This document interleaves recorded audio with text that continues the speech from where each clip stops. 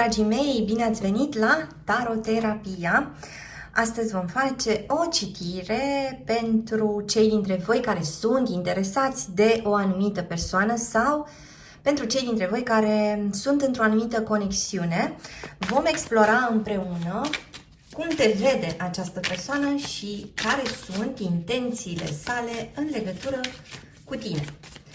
Avem o citire generală, vă invit să luați de aici doar ceea ce se potrivește și avem o citire fără timp. Este relevant momentul în care asculți acest mesaj. Cum te vede această persoană?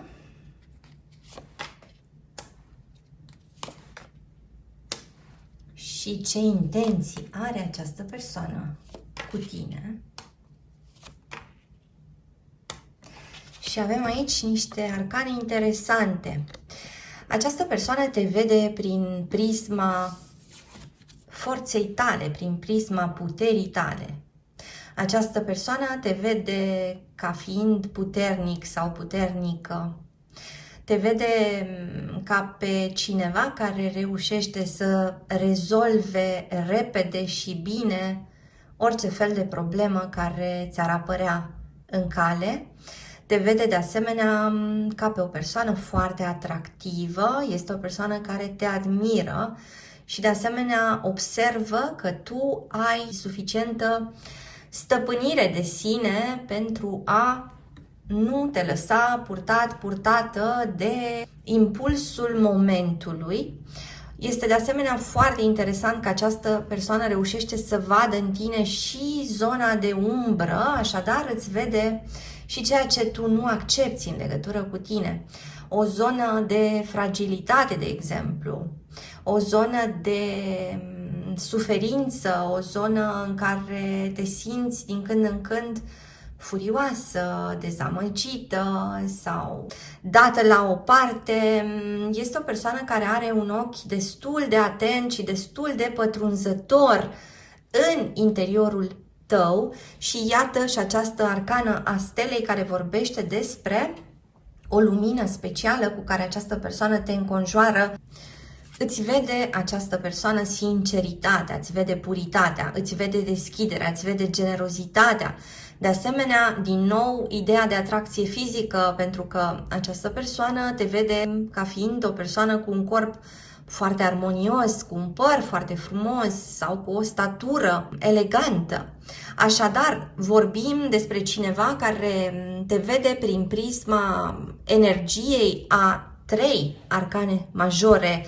Este o întâlnire importantă, întâlnirea dintre voi doi. Ești o persoană importantă pentru această persoană și mai spuneam de asemenea că reușește să vadă și în conul tău de umbră.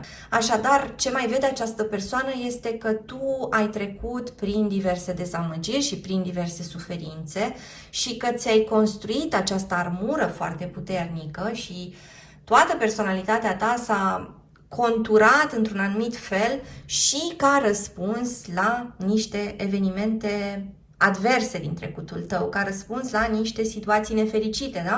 Ce mai observ aici este că această persoană știe că tu, la rândul tău, reușești să pătrunzi foarte bine în acele cotloane umbrite ale lui sau ale ei. Această persoană știe că și tu, la rândul tău, ai o vizibilitate foarte bună în legătură cu zonele sale umbroase, în legătură cu ceea ce această persoană nu poate accepta, în legătură cu durerile sale, în legătură cu momentele de care poate se rușinează sau pentru care se învinovățește încă.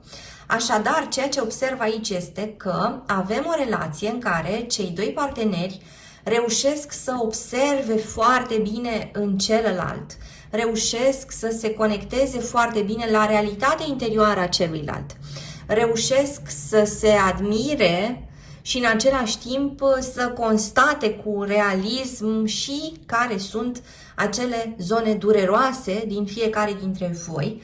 Iar în ceea ce privește zona de intenție a acestei persoane, avem aici această arcană care împreună cu arcana reginei de cupe ar putea indica niște atitudini mai degrabă oscilante din partea acestei persoane. Adică o persoană care fie are propria agendă, fie își urmează propriile obiective și își vede de lucrurile sale și nu prea ține cont neapărat de relație, dar și momente în care aceeași persoană se deschide, întinde către tine această cupă a empatiei, a înțelegerii, a prezenței sale sau chiar a împăcării în anumite cazuri, și o persoană care tinde să fie absorbită de sine însăși, spuneam, fie cu prezența sa foarte dedicată în relația cu tine. De asemenea, și acest 2 de bâte este o carte a dualității, dar este o carte și, de asemenea, a planurilor de viitor. Cineva care se uită către orizont și se gândește la voi doi, cum ați putea fi în acest viitor, cum ar arăta viața voastră. Haideți să cerem niște explicații pentru acest plan de viitor, cum vede această persoană viitorul vostru.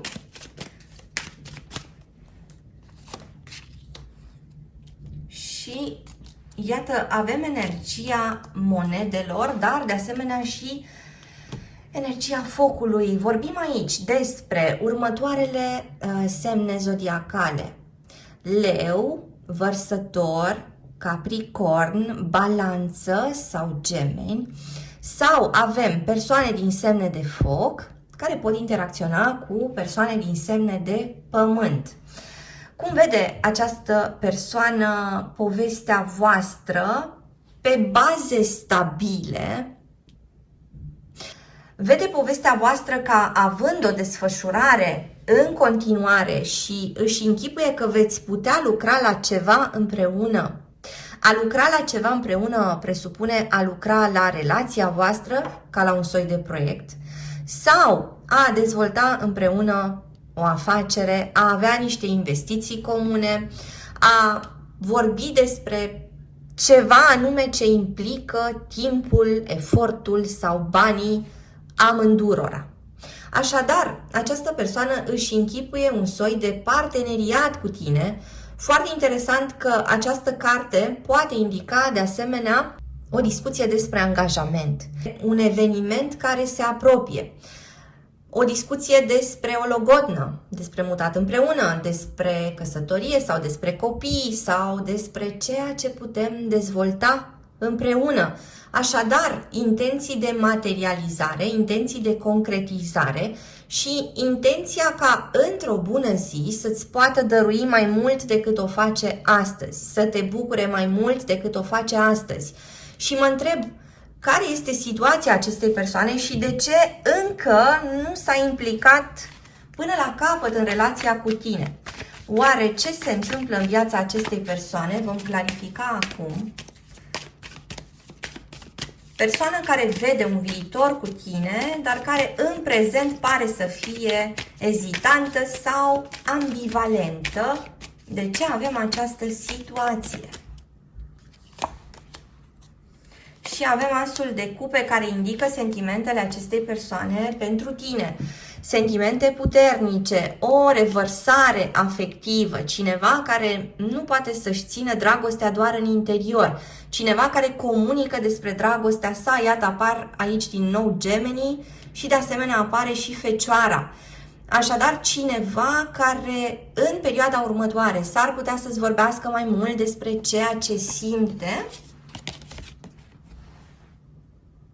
și în același timp o persoană care se luptă cu o anumită situație. Această persoană se găsește într-un soi de context dificil și explorăm acest context dificil.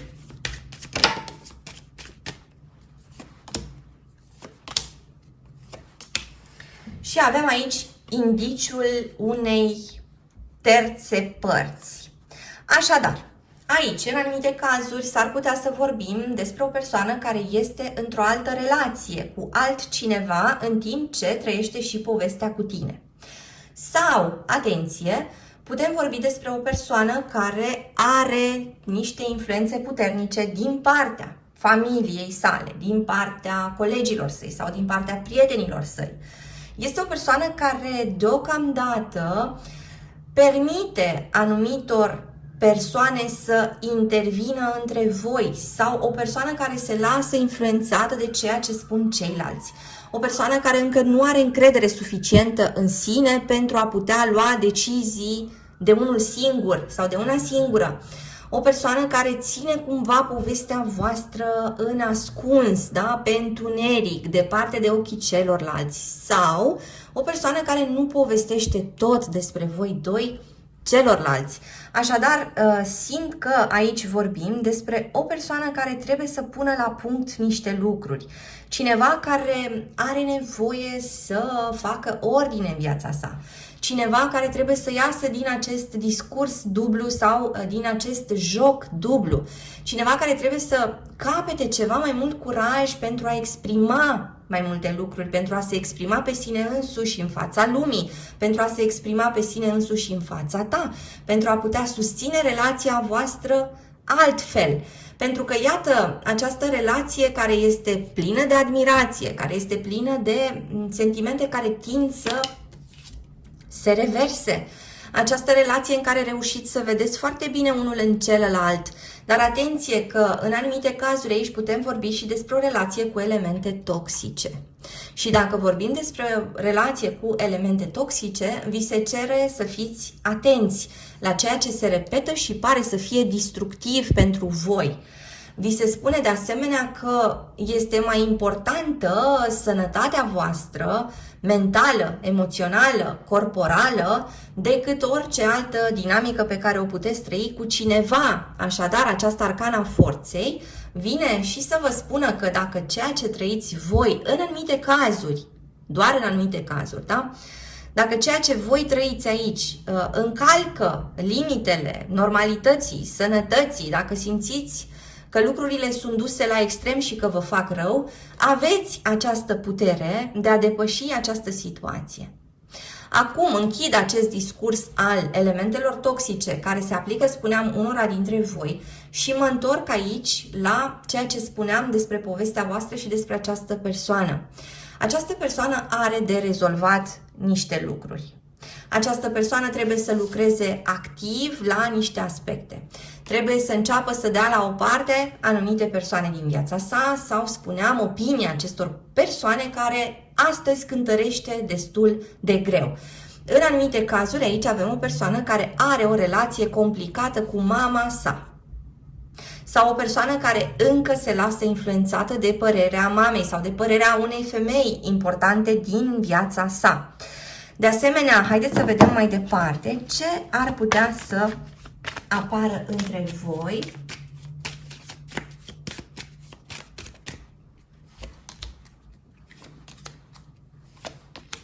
Persoana asta care stă foarte mult pe gânduri.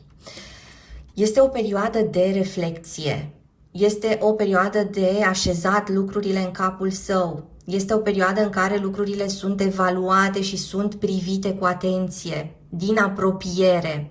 Așadar, această persoană își pune tot felul de întrebări și caută tot felul de soluții pentru toată această situație. Și ce mi se pare foarte interesant este că poate veni cu această energie iubitoare, deschisă, matură și de asemenea mai simt că această persoană nu se mai poate abține și vine cu toată viteza cu un răspuns important pentru tine.